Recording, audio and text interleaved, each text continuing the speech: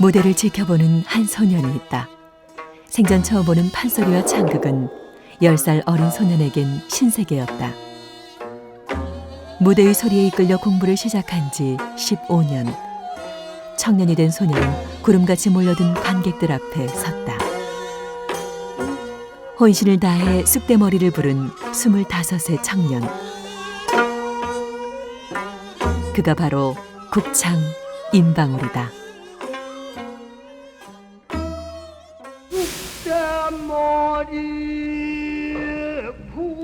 판소리 춘향가 중 옥중에 갇힌 춘향의 심정을 노래한 쑥대머리. 절망적인 시대를 대변한 이 노래는 임방울의 대표곡으로 100만 장이 넘게 팔린 곡이다.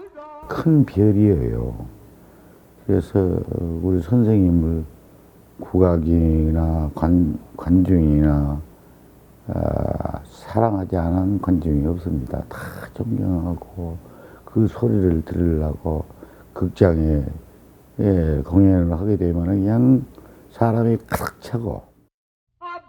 화려한 무대보다는 시골 장터나 강변의 모래사장에서 노래 부르기를 즐기고 평생 흰색 한복 두루마기를 고집했던 사람. 그는 민초들의 서름을 달래주는 음유 시인이었다.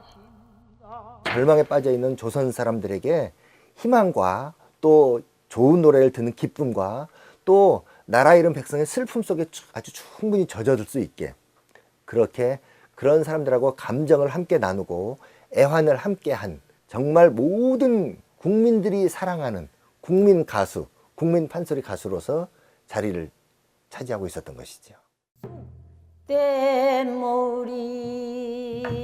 시대적 아픔을 어루만진 임방울.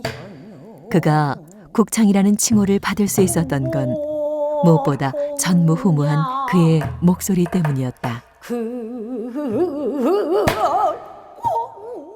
고음이 잘 되면 소리꾼은 또 저 하타성이라고 내려가는 목이 안 되거든요. 근데 그거로는 하타성도 잘 되고 고음도 잘 되고 중음도 잘 되고 다 잘 돼요. 그러니까 이 소리꾼으로서는 아무도 그 어른에 숨을 낼 수가 없어요. 임방울은 소리를 앞세워 욕심내지 않았다. 그의 삶에서 유일하게 화려했던 시간은 57세의 나이로 세상과 이별하는 마지막 길이었다. 국악인 최초의 국악 예술인장. 한평생을 소리와 함께 살아온 소리꾼에게 보내는 모든 이들의 마음이었다.